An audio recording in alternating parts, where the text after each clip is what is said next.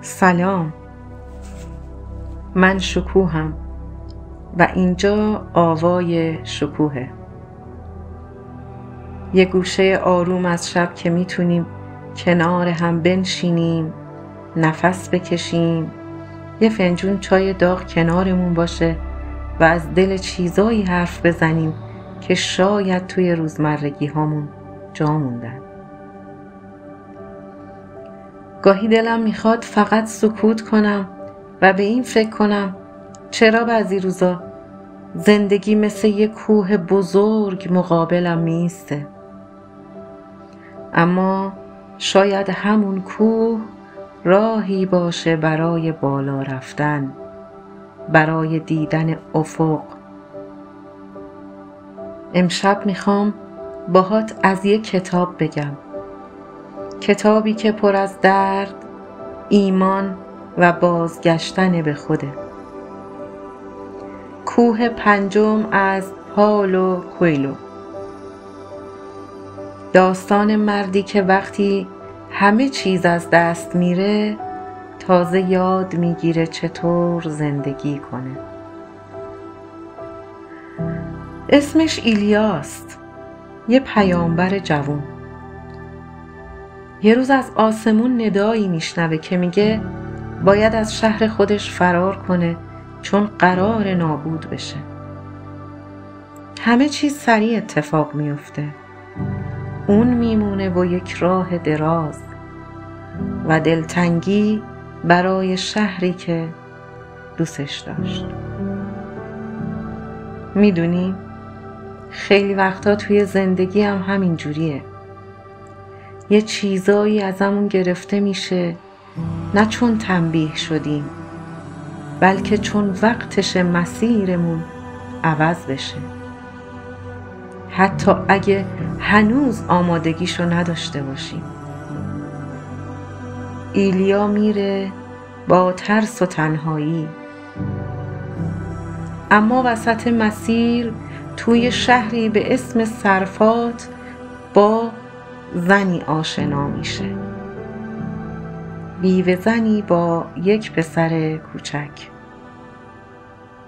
اون زن بهش پناه میده، یه سقف میده، یه لقمه نون و یه آرامش موقت.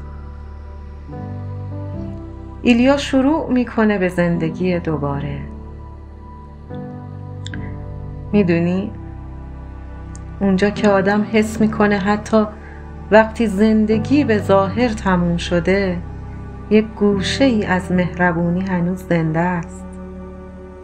یکی هست که نگاهت کنه بدون اینکه ازت چیزی بخواد، مثل یک چراغ کوچیک توی تاریکی. اما این آرامش زیاد دوام نمیاره، چون ایلیا دوباره پیام میگیره که باید بگه شهر قرار نابود بشه. هیچ کس باورش نمیکنه.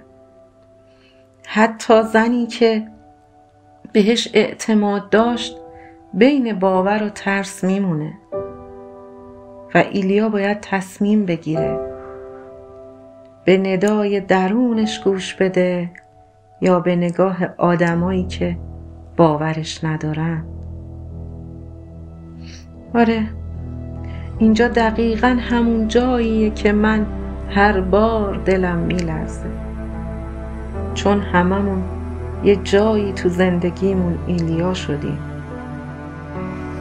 وقتی حس کردیم یه چیزی از درونمون داره صدامون میکنه، اما بقیه گفتن داری اشتباه میکنی و ما موندیم بین صدا و شک.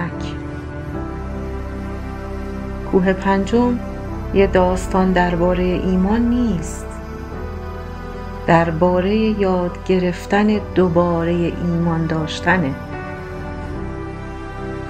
وقتی هر چی باور داشتی فرو میریزه و فقط یه چیز میمونه، خودت و خدایی که هنوز مطمئن نیستی هست یا نه. ایلیا هم توی همون شک میمونه. وقتی شهر نابود میشه وقتی زن و پسر کوچیکش از بین میرن، یه لحظه از خدا رو برمیگردونه و فریاد میزنه چرا باید درد اینقدر بزرگ باشه؟ و شاید همین فریاد همون آغاز ایمانه، چون ایمان همیشه از جواب شروع نمیشه، از سوال شروع میشه. میدونی گاهی لازمه یه چیزایی خراب بشن تا بتونیم دوباره بسازیم، مثل شهر صرفات که با خاک یکسان شد. اما ایلیا موند و تصمیم گرفت بسازه، نه چون امید نداشت، بلکه چون حس کرد وظیفشه. و همونجا ایمان از دل ویرانی دوباره جوانه زد. ایلیا یاد گرفت که ایمان یه حس نیست، یه انتخابه. مثل وقتی توی تاریکی قدم برمیداری و نمیدونی بعد یه قدم زمین هست یا نه، ولی باز هم قدم برمیداری. من فکر میکنم ما گاهی باید کوه پنجم خودمون رو پیدا کنیم، اونجایی که بین شک و ایمان، بین درد و ساختن گیر میکنیم و یادمون بیاد که شاید همین لحظه های سخت نقطه تولد دوبارمونه. اگه امشب با من بودی ممنونم ازت.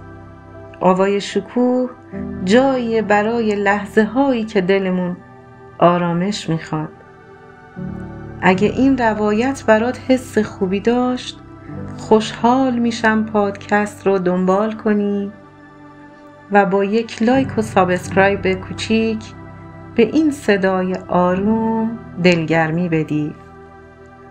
من شکوهم و تا قسمت بعدی برات آرزوی نوری از جنس ایمان دارم.